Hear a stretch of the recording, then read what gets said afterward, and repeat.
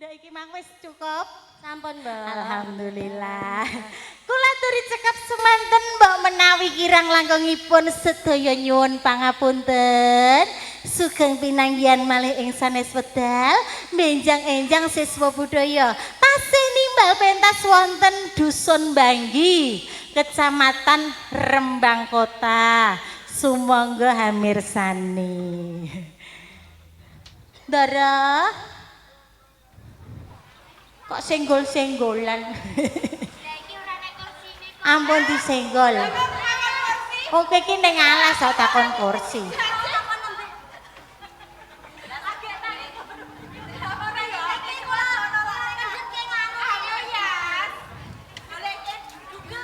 Nuwun sewu, Ndara.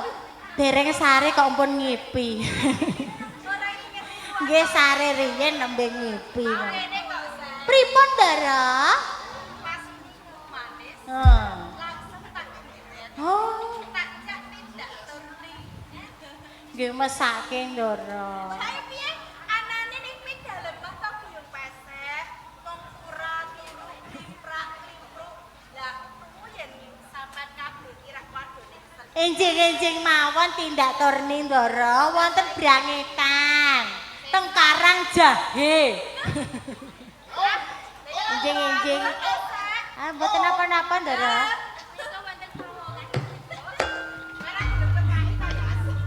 Dik, yang mene kok ana vitamin iki diapakno enake ya. Nduk ana vitamin lho, Nduk. Vitamin apa niki, Ndara? Vitamin apa?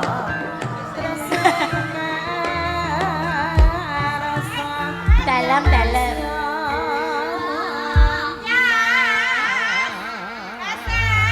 Jing.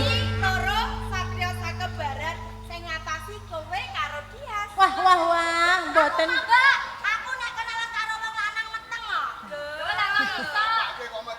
Dia iki bahaya, Ndara. Tahu ijolan sandal meteng jane.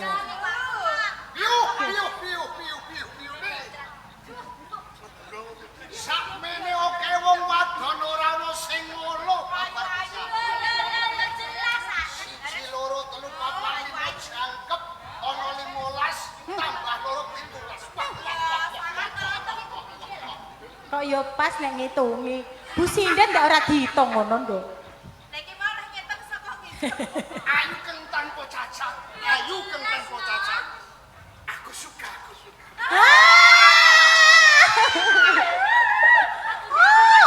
Sampeyan ngerti bocah wadon sing ayu-ayu iki sampeyan ngandake aku suka.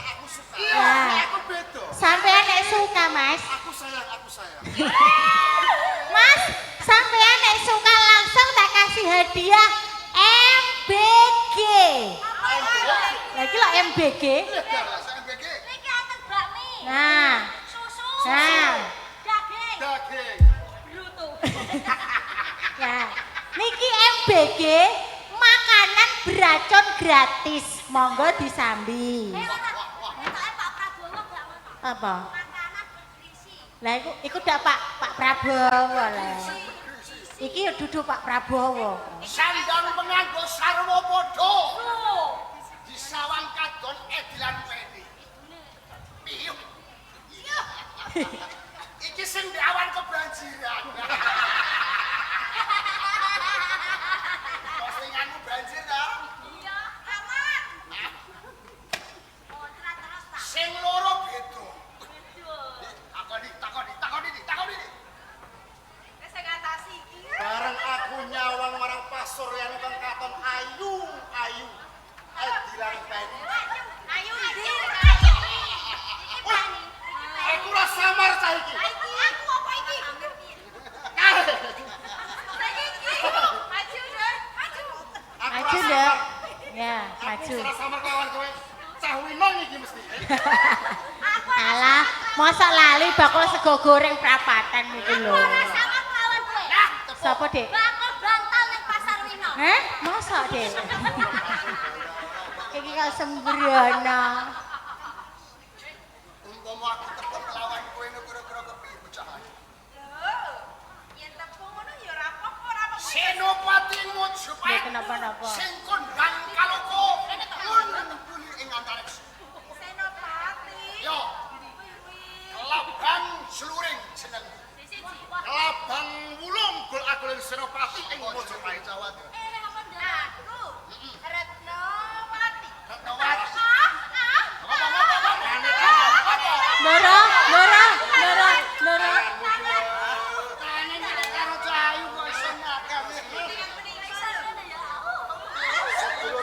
Sang Senopati Klabang Wulu. Dene aku Senopati Klabang Wulu. Iki cacak Sopo iki ren? Klabang Retno Sari. Sopo? Retno Sari. Sopo wong ayu? Retno Sari. Ini sapa Kalem nama? secah. Kok kowe Kaya kasur tumpuk pitu. Retno. Ya Dek. Iki ya. Retno Sari. MBG. Aku pengen ngambung nek kono ae. Iki kok senengane ngerindu. Lah kok lagi iki aku ngerti kowe sak kloron iki Senopati Sari. Pancen aku Senopati pingitan. Ora nate metu saka ing kasenopaten. Lagi iki aku titip bawah barang kabeh kawula. Monggo aku ya saka Mojo.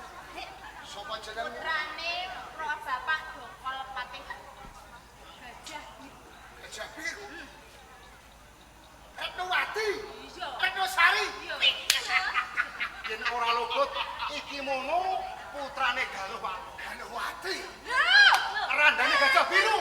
Wah, Bener bener. Apa mungkin Gajah Biru? yen kaya ngono ora karo meneh jumangkaing sikilku nganti ketemu kelawan kowe. Lah iki sapa iki MBG iki MBG sapa? Kok iso SPK? MBG. Masa ora ngerti? Maju, Ger.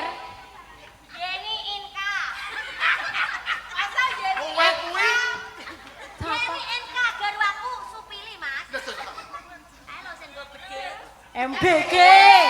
Apa ngono, Mbak? Ngono kok ngelak-ngelaki mencemarkan nama baikku lho. Ajan kowe wis tercemar. Keceren nek. Urung diapa-apano MBG. Galowati lan Retnosari. Aku blok kowe ning pengarepan. Kadung tujune ning atiku sawise aku ngerti masa marang pasuryanmu Kang Ayu. Terus? Gelem kowe tak wengku minangka dadi garwaku. Lah. Garwo. Ora bedane kelawan aku. Jumbo pasti kandhake dening kadang. Aku go tresno kelawan kowe sak loron. Mula ora usah dadi gawe angel, manut tak wengku minangka dadi garwaku. Mangsuli. Iki lagi tepung pisan kok sajake kondo akeh seneng. Iki wae aku ora bisa ngimbangi rasa tresnamu. Yo kene kowe ngandhake ora bisa nampa marang katresnanku. Apa aku kurang bagus? Apa aku kurang piteksa? Ora. Sapa manis kaya sir. MBG. Atasi, Nduk.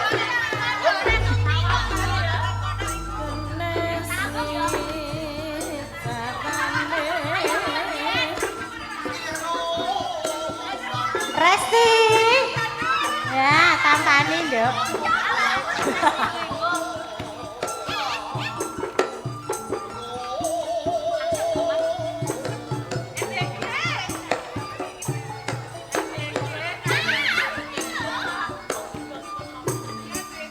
MBG. Urusi, Ger.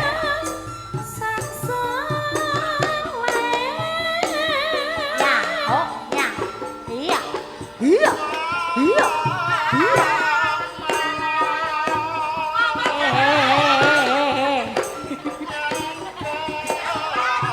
Bocah kok sembrono.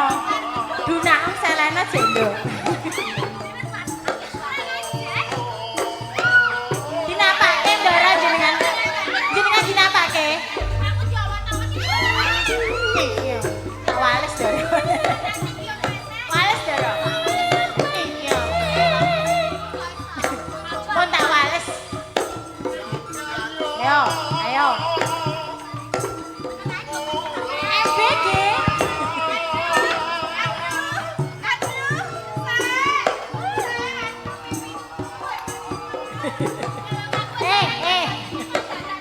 Iki tenanan ta ora? Endi sing mbok ambung? Aku akeh ya. Ya bareng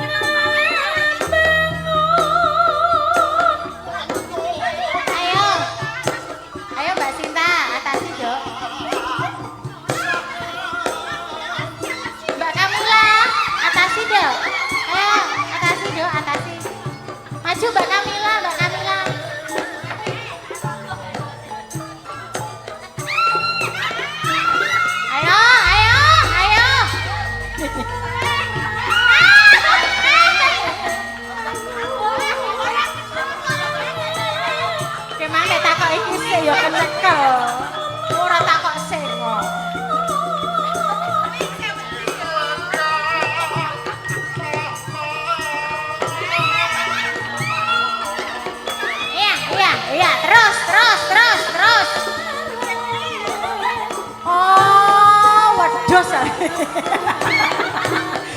Kok nyosor rumangsaku.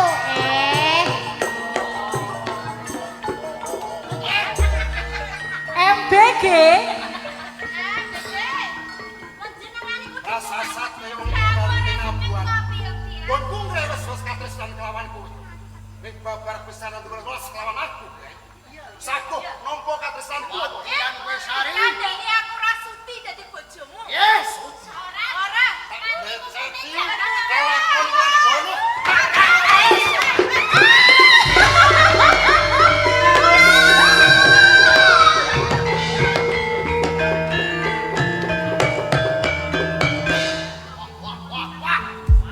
Ora bisa kelakon duweni bojo. Mumpung durung atuh. Ora.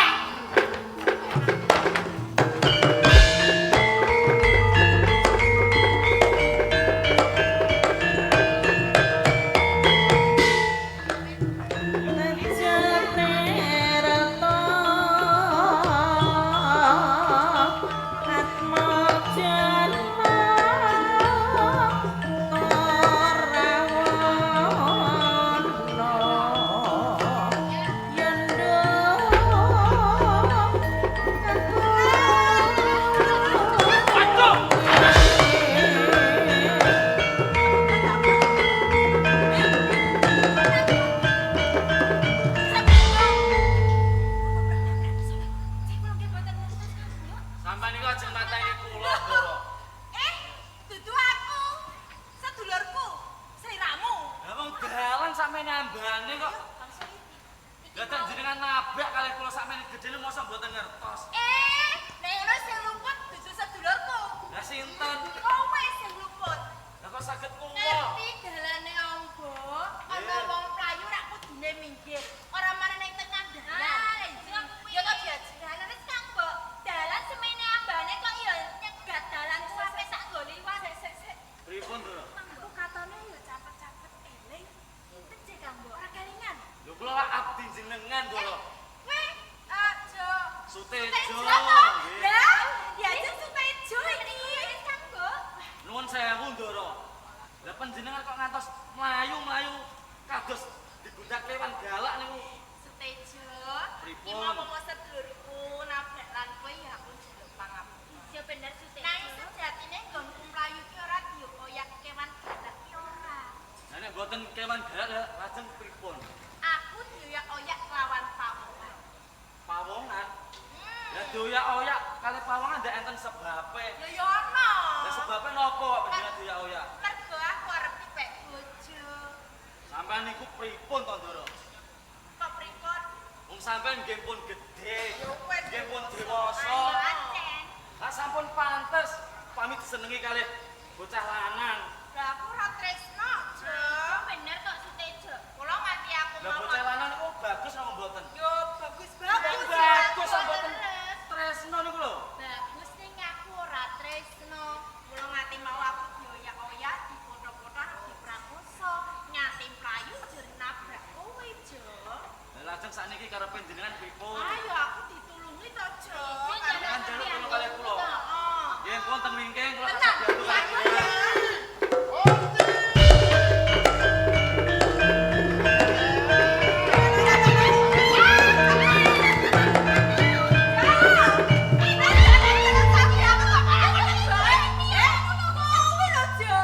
Niki Ora kok dadak ngejak playon barang wae. nuwun sewu, Den. Mun ya. Jenengan niku sinten? Durung tepung. Dereng. Senopati Mojopahit, wih kelabang curi. Senopati ing Mojopahit kelabang ulung. Jeneng sapa, Bos? Mula Sutejo. Sapa? Sutejo. Sutejo. Pernah apa kelawan bocah wadon kang ayu-ayu iki? Nika bendoro kula kok muka abdi. Abdi. Leres. Jabang bayi. Jabang bayi. Gedibal to? Alah, cok, gedibal 17. Apa kowe wis nampa pradune calon bojoku? Sampun. Kandhane piye? Kita bujine ya. Dudu. Ngeten lho, Den. Iya, Jo. Ndoro kula niki mboten seneng kalih jenengan. Sampun to. Pados wanita liya. Sing ngono sapa? Iki lho ndara kula. Ya malah. Iki mau Retnowati Retnosari iki yo sago tapak bojo. Ning kanggo di sepuro gedhe rasa tresna. Nah. Sak prayon. Oh ngaten. Ngono lho, Jo. Jenengan pusing ngono ndara. Ora Jo, sing bener pancen aku ora tresno arep diprakosa mula dioyak-oyak. Jenengan rak krungu piyambak, Ya. mboten tresno. Ya to nek karepmu. Lah kula nggih sabiyantu. Walah. Ngene lho, Jo. Kok ndara kula kok. Aja sok seneng melu-melu marang perkaraning liya. Lah pripun to, Dik? Aku ki ngeman kelawan kowe. Atas sing kowe mung sak abdi getibal 17 canduk lawung marang perkaraku. Ngene lho, Jo. Pripun? Aku njaluk tulung kelawan kowe. Tulung repehono bendaramu supaya gelem nampa marang katresnanku. Oh ngaten. Sauger bendaramu kae gelem nampa marang katresnanku, tak wane bebono, Jo. Ayo setuju kok. Iya, Wae tak wani. ora ngapusi wong sugih bondo sugih. Sekedap nggih, Den. Lah piye to Jo? Pripun, Ndara? Lho, Jenengan aja disenengi senopati punika nggih gagal lho. gagal iki aku lan kadang ora tresno kok Jo. Oh ngaten. Jo. Piye, Jo? Ijo. Nuwun sewu, Den. Sagu apa ora? Mboten purun menika. Pun sampun. Pados wanita liya mawon. Yen pancen ora sagu, ora apa-apa. Lah pripun? Sing baku kowe sumingkir. Sumingkir, Jo. Ora usah melu-melu perkara. Ngeten lho, Den. Lah nek kula sumingkir, mungkin Ndara ayu kula enten napa-napa, sinten sing tanggung jawab? Sumingkir ora? Mboten to. Sumingkir ora? Waduh. Loro perkara. Napa to, Ndara? Ya jare wani. Mula lho, Jo. Aku ki ngeman kelawan kowe. Timbang kowe ajur ceklek galungmu. Sampeyan kok ngoten, sumingkir. Den. Nggih. Nuwun sewu lho, Den. Saat sing cacing mawon dipidak mawon nggih mogel. Kula atas sing menungso nggih rasa lho. Ngono kae. Kula nggih mantun lho. Tak sikat kelawan aku. Kepleke bantu sigar merapat kowe, Jo.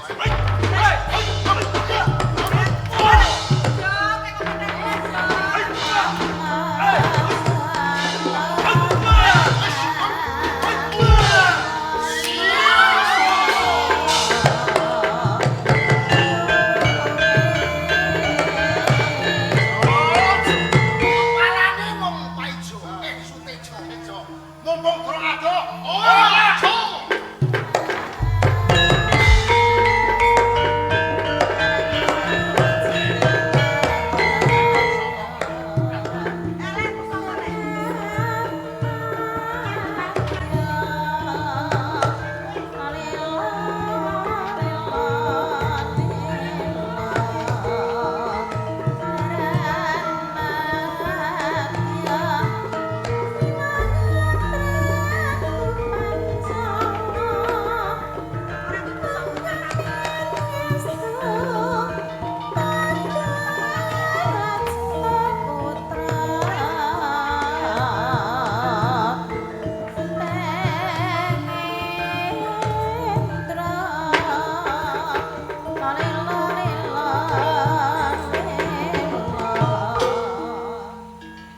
Putraku Sakara, kok durung ana bali?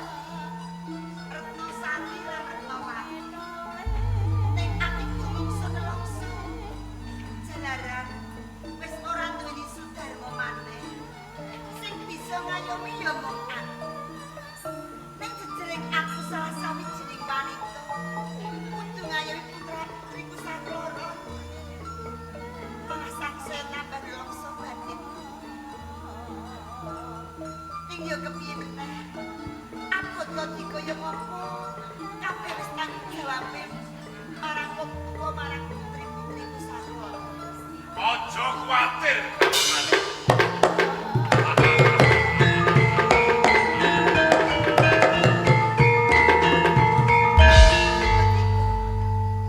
Halo Sari. Kok banjur kondo sing kaya mangkono? Aja kuwatir. Jur apa tegese kandhang? Krana tembungmu wiwitan hingga pungasan wis tak ulati saka sak jabaning rangka. Kowe nelongso, kowe susah, ditinggal mati dening gajah. Wis Pancen ora tak selaki. sing wis ya wis. Sing mati ben mati, saiki mikir sing urip wae. Lah sing urip rak putriku Saklara. Dudu Ngene, Galwat. Sambung karo kang dadi ucap kowe ngarep. Jalaran opo? Wiwit kedadian biyen tetep aku ora bakal. Rene saiki kowe wis dadi waron. Mongko tembung warondo. Kuwi nek kesuwen rono-rono padha. Mula ana pawongan kang saguh ngayomi ngayemi jiwa lan ragamu. Tanggung jawab marang uripmu. Ana pawongan. Bener. Banjur sapa pawongane kuwi Pringgo Tikto? Aku dhewe. Lho.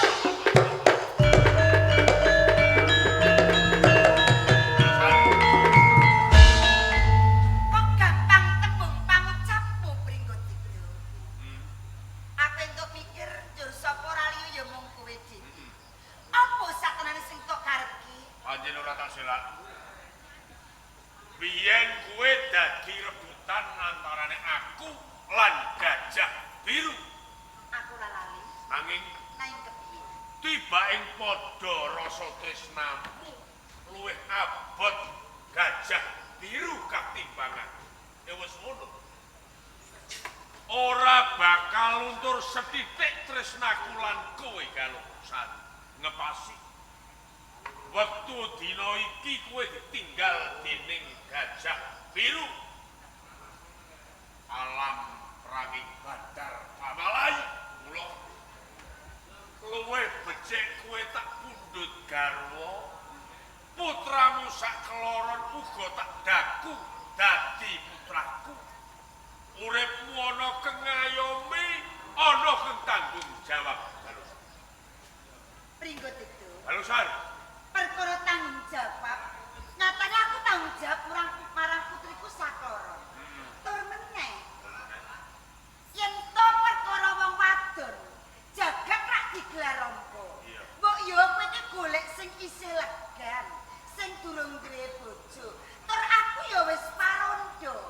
Perkara bakatku wis tak pungkurke Pringgo Tikto. Senajan to kowe rondo ning aku legowo aku ikhlas.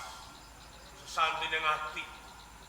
Yen aku ora bisa urip bebarengan lan kowe, pilalu temekeng pati ora dadi sebab. Gelem ya? Ora. Tak pundhut garwa. Aku ora bakal nampa Urip bebarengan karo aku. Gelem. ora. Gelem apa ora? Ora. Gelem apa ora?